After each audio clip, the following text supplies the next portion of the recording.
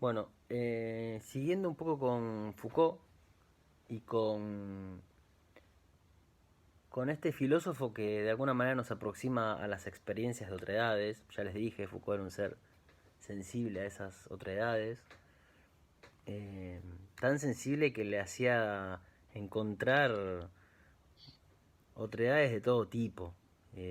Foucault tuvo siempre una especie de fascinación por todos aquellos que parece que han caído de la historia, ¿no? Y que han sido silenciados, que son los que la gente que había que esconder, la gente que molestaba, la que incomodaba, ¿no?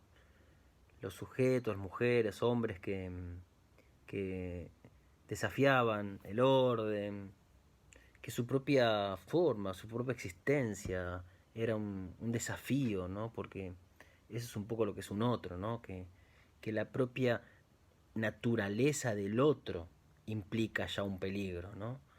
Y ese tipo de otredades hay de todo tipo, ¿no? En la historia.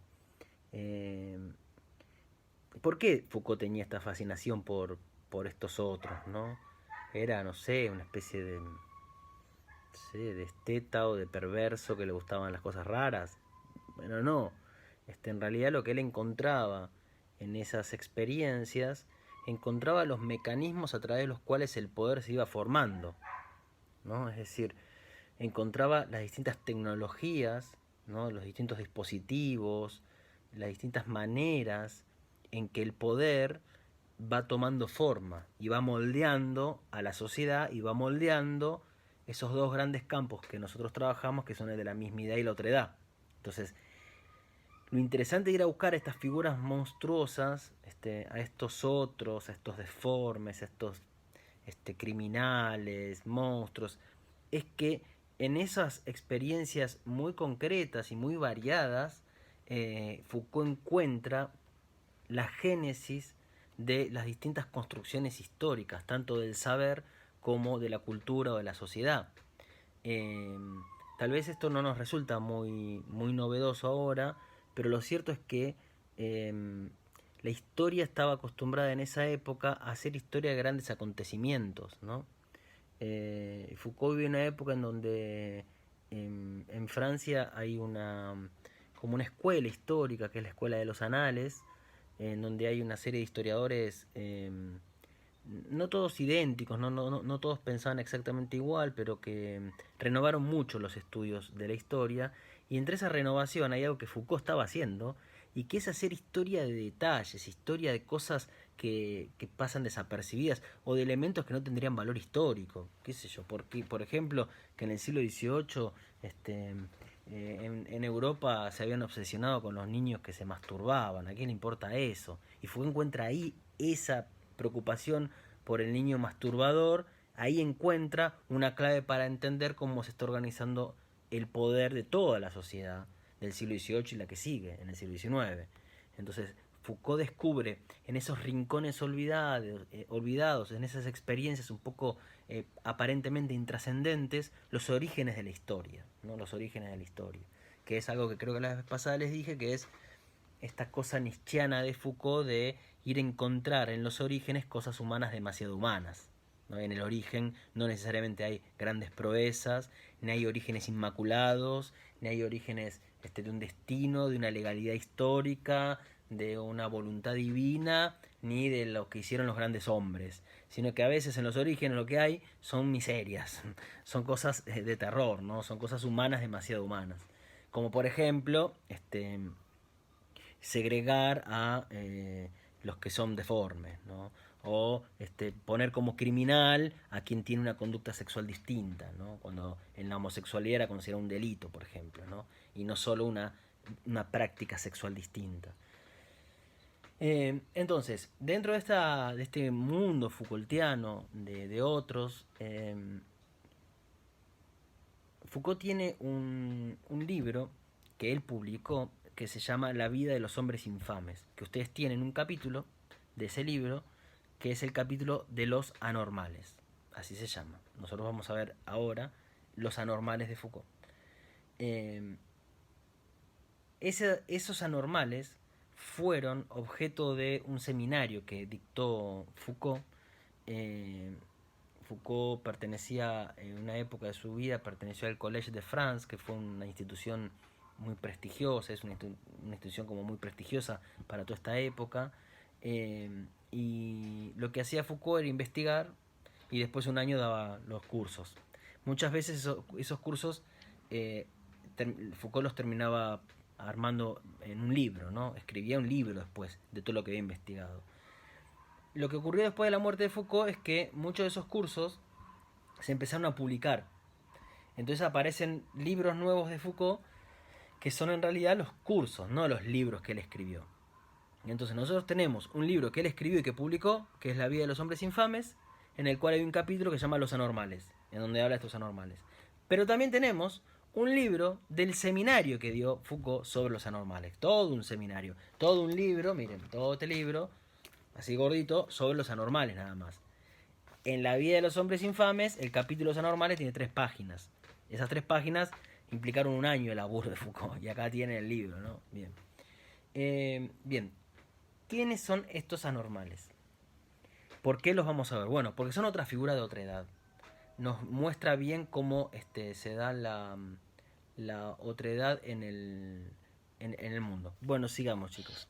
Entonces, bueno, perdón la interrupción, estábamos en esto. Los anormales, ¿no? En los anormales, Foucault lo que hace entonces, que insisto es como un concepto, que él trabaja en un capítulo, aunque hay todo un seminario sobre este tema. Los anormales, Foucault va a decir que son como una familia confusa e indefinida que en el siglo XIX atemorizaba, ¿no? Y inquietaba a la sociedad europea del siglo XIX, los anormales, ¿no? Estos anormales van a definir un poco más tarde, entrándonos bien en el siglo XIX, van a definir lo que va a ser como el campo de la degeneración, ¿no? De las conductas desviadas, de los degenerados, ¿no? Estos anormales, dice Foucault, primero, ¿quiénes son? Él los incorpora en un libro que se llama La vida de los hombres infames.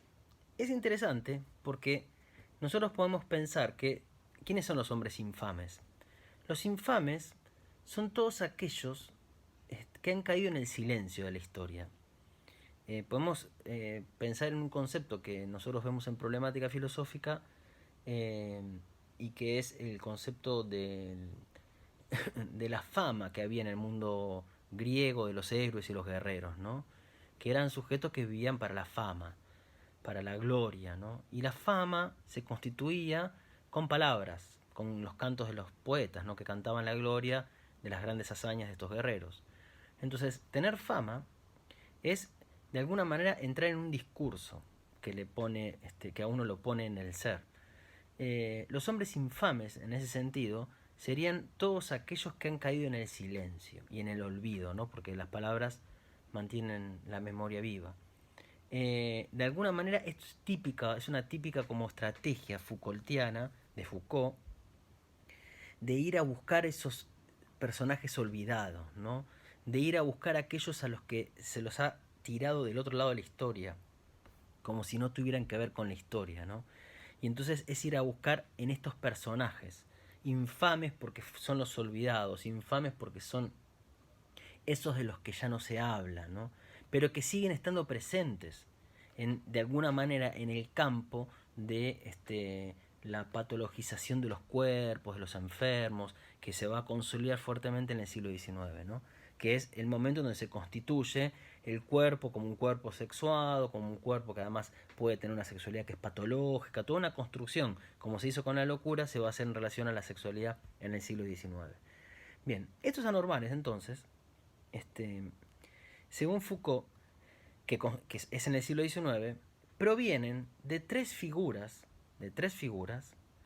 que no se dieron exactamente al mismo tiempo, tres figuras que en la historia europea de algún modo se fueron sucediendo, tres figuras de otredad que responden a marcos distintos y que de alguna manera terminan configurando a esa familia de los anormales. Esas tres figuras son el monstruo humano, el individuo a corregir y el onanista. Estas tres figuras son tres formas de otredad, ¿sí? Tres tipos de otro, que precedieron de alguna manera a estos anormales del siglo XIX. Insisto, ¿qué me interesa de esto de Foucault? ¿Que sepamos exactamente lo que dice Foucault, los anormales, en detalle? No, lo que me interesa es entender una lógica histórica, una lógica de cómo se da el poder, una lógica que define que una sociedad se constituye a sí misma o constituye un campo de mismidad, constituyendo al mismo tiempo el campo de la otredad. O una época histórica, una sociedad, una cultura, constituye lo normal, constituyendo al mismo tiempo a lo anormal. Entonces, si yo quiero hacer un poco de historia de Europa y entender cómo fue el devenir de la sociedad europea, lo que tengo que ver, entre otras cosas, es cómo el poder en distintos momentos fue moldeando distintos otros que definían a distintas formas de mismidad, ¿no? O a distintas formas de normalidad. Y eso es un poco lo que importa, ¿no? Es entender, para eso tenemos que volver a la idea de mismidad y otredad. Recuerden, mismidad y otredad son construcciones.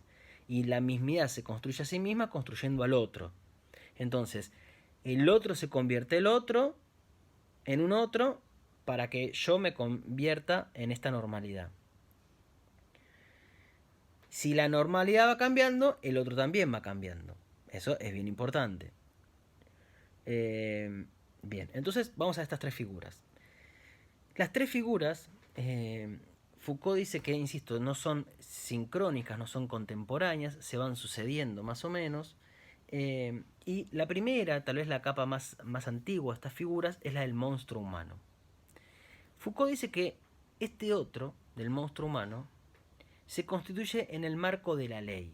Es decir, una época que se está definiendo a sí misma fuertemente a partir de la ley, de lo que es la ley, lo que la ley impone, lo que sería como el poder de un rey o el poder soberano, va a entender que su otro es el que escapa a la ley, por supuesto.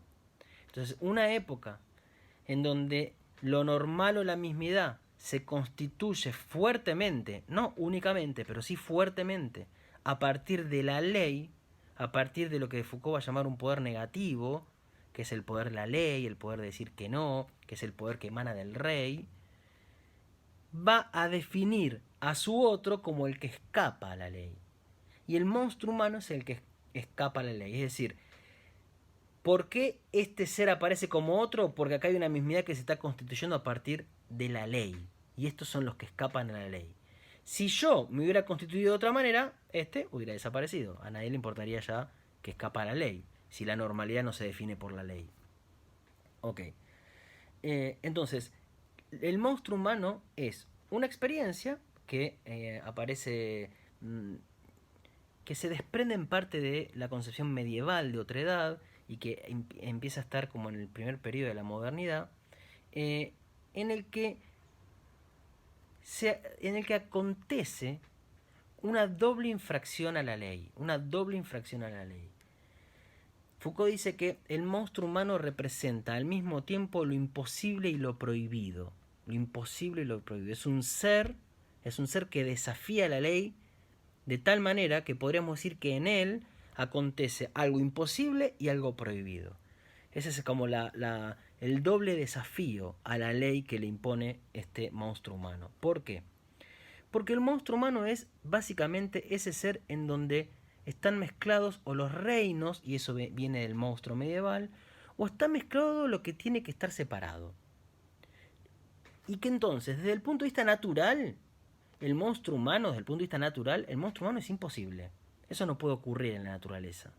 Y desde el punto de vista social, el monstruo humano es la pura prohibición, es lo que está prohibido. Ejemplo, un hermafrodita. Un hermafrodita es un ser que tiene los dos sexos. Bueno, eso es imposible, naturalmente imposible, porque hay una ley natural, la ley se da en la naturaleza, y en la naturaleza las personas nacen o varones o mujeres, no las dos cosas. Entonces el hermafrodita es un ejemplo histórico, un ejemplo en donde un ser desafía a las leyes de la naturaleza, porque junta lo que debía estar separado. Y acá viene una cosa importante que a Foucault le interesa esto. Junta, mezcla lo que debería estar separado. Y vamos a ver que por mucho tiempo la idea de la mezcla siempre le jode al poder. Siempre le molesta. Al poder no le gusta que las cosas se mezclan. Las cosas están separadas. Como decía Descartes, claras y distintas. Yo puedo distinguirlas nítidamente. Una cosa es un varón y otra cosa es una mujer. Nada de andar mezclando. Nada de andar teniendo los dos sexos o como haríamos ahora de andar saltando de un género al otro. No, o sos una cosa o sos la otra. Al poder siempre le va a joder todas las experiencias que tengan que ver con las mezclas, con aquello que no puedo identificar claramente. ¿Vos qué sos? ¿Varón o mujer? No, al poder le molesta eso. El poder necesita claridad, el poder necesita distinción, necesita separación. Entonces, una época, insisto, que se está constituyendo a sí misma fuertemente a partir de la idea de la ley, de un poder soberano, que es el poder del rey, que impone una ley a todas las personas, ante este ser es como que se le salta la cabeza. Este tipo es imposible, hace lo imposible. Y hace lo prohibido o lo que desafía a la ley. ¿Por qué desafía a la ley? Desde el punto de vista social, el monstruo humano es algo prohibido o hace una prohibición. ¿Por qué? O desafía a la ley. ¿Por qué? Porque este ser es varón o mujer. ¿Cómo lo tratamos? Imaginemos que tuviera que heredar esa persona. Bueno, va a heredar si es varón. ¿Y cómo sabemos si es varón? ¿Dónde lo ubicamos? Entonces, ahí hay una experiencia, un ser, ante el cual la ley enmudece. Es como que no sabe qué hacer la ley. Eso es terrible. Para una sociedad en donde, como dije, fuertemente se está organizando alrededor de ese poder soberano que es la ley que impone el rey, un ser al que la ley no puede ubicar es como terrible, es lo peor que le puede pasar. Es lo peor que le puede pasar. La ley enmudece. Otra forma de monstruo humano, los siameses. No sé, ¿nació una persona o nacieron dos personas? ¿No? Imaginemos que vivan los siameses y una mitad mata a alguien. ¿Son los dos criminales a uno? ¿A quién metemos preso? Es como que la ley no sabe qué hacer con ese ser. Que de vuelta reúne lo imposible, naturalmente imposible, es obvio en el caso del siamés, y es lo prohibido. Es lo que hace saltar a la ley. En nuestra época, en la que ya no estamos en una sociedad definida fuertemente por la ley y por el poder negativo, por supuesto sigue existiendo la ley como principio organizador de la sociedad. No es el único y tal vez ni siquiera es el más importante, pero sí existe. Un buen ejemplo en la actualidad, creo que la otra vez lo daba el ejemplo, es esto. Yo voy con mi pareja varón a una escuela a anotar a mi hijo. Y en la escuela no saben qué decirme a dónde anotar, a quién llamar el día de la madre. Tiene dos padres este nene y la ley enmudece. Y eso siempre es un rasgo de otredad. Eso siempre molesta, no saber qué hacer. ¿Se acuerdan, no? El otro es el que me desconcierta, el otro es el que me mueve el piso, el que me desorienta, el que no sé qué hacer. Acá tienen un buen ejemplo. No sé dónde ubicarlo al hermafrodita, en el campo de lo masculino o en el campo de lo femenino. Y la ley no sabe qué decir, no sé cómo actuar, porque uno actúa de una manera si es un varón o de una manera si es una mujer. Bien, ¿vamos bien?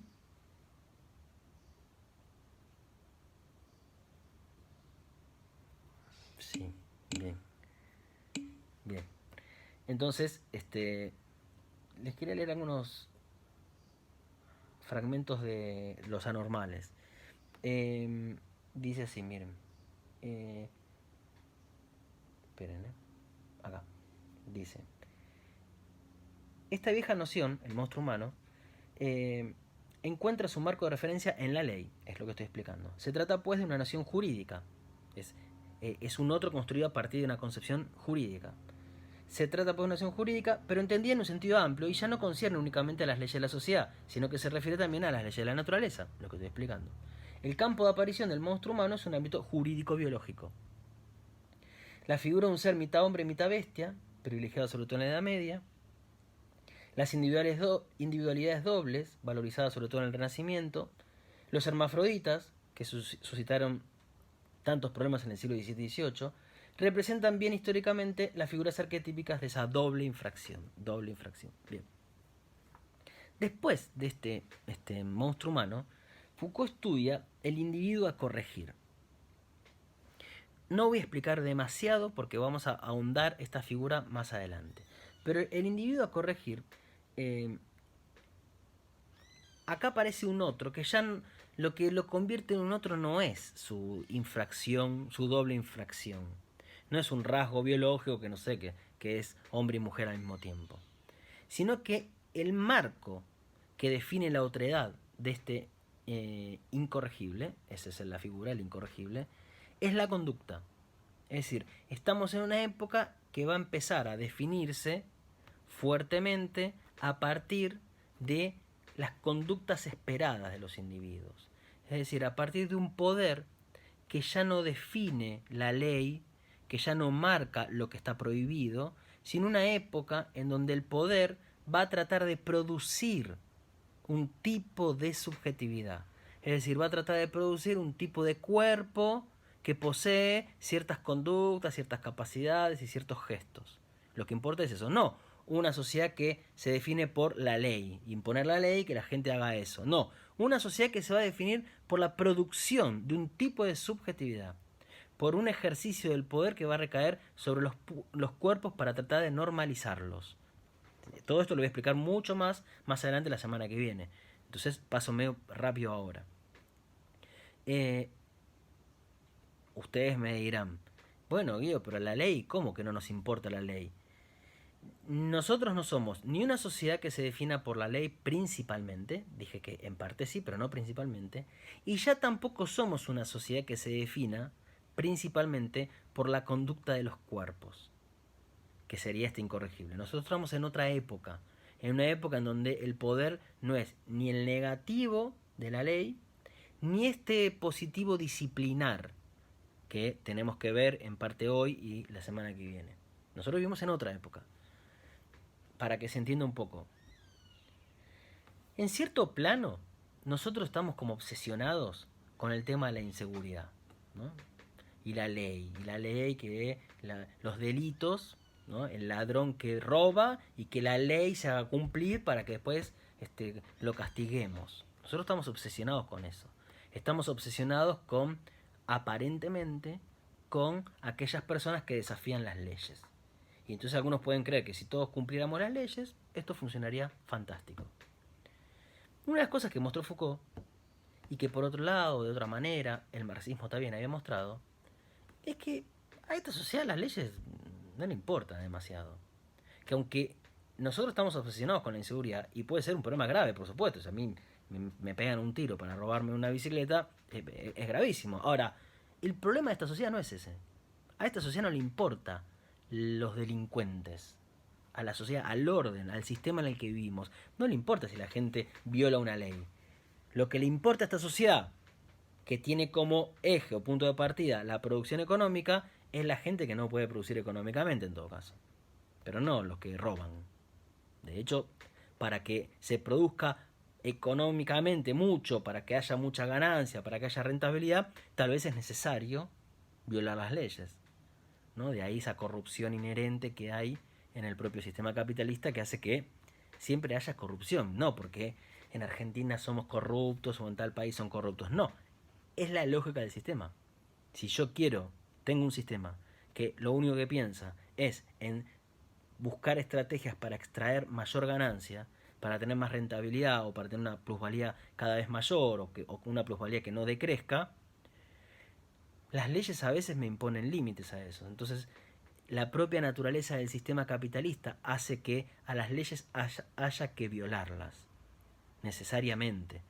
Y de ahí esa idea de la corrupción, que uno a veces piensa que la corrupción tiene que ver con lo que hacen nuestros políticos y en realidad la corrupción es cómo funciona todo el sistema. Bien, volvamos.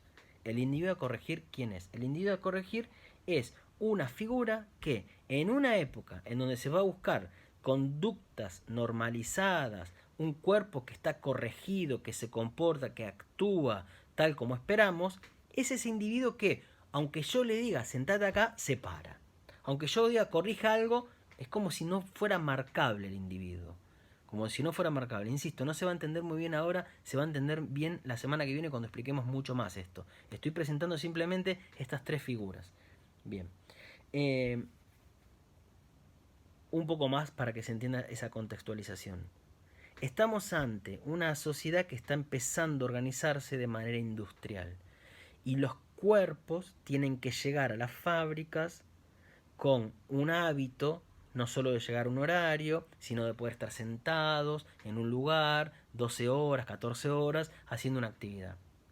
Y una actividad en donde el cuerpo genera un bien material, ¿no? Manejando una máquina tal vez, una herramienta, va a producir algo.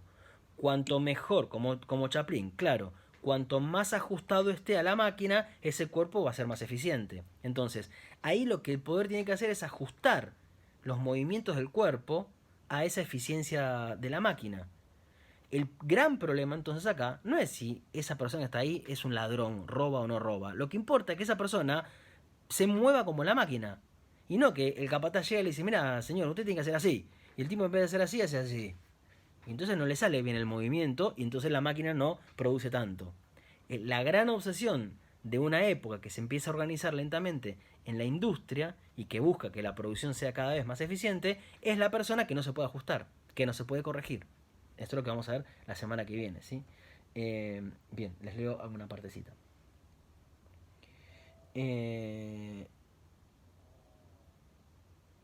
Bueno, al principio, miren. Dice, es este un personaje más reciente que el monstruo, que está más cerca de las técnicas de adiestramiento, con sus exigencias propias que de los imperativos de la ley y de las formas canónicas de la naturaleza.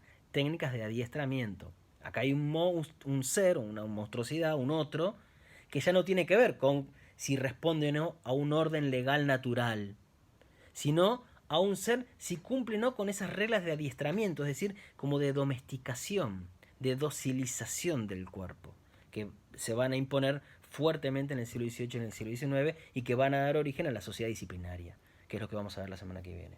Bien. La aparición del incorregible, dice Foucault, es coetánea de la puesta en práctica de las técnicas de disciplina. Esto que estoy explicando muy por arriba. Que tienen lugar en Occidente durante los siglos XVII y XVIII. En el ejército, en los colegios, en los talleres y un poco más tarde en las propias familias. Los nuevos procedimientos de adiestramiento del cuerpo, de comportamiento, de aptitudes, suscitan el problema de aquellos que escapan a esta normatividad que ya no se corresponde con la soberanía de la ley, que no tiene que ver con la ley. Bien. Por último, el onanista. El onanista. Foucault dice que el onanista ¿quién es? El niño masturbador.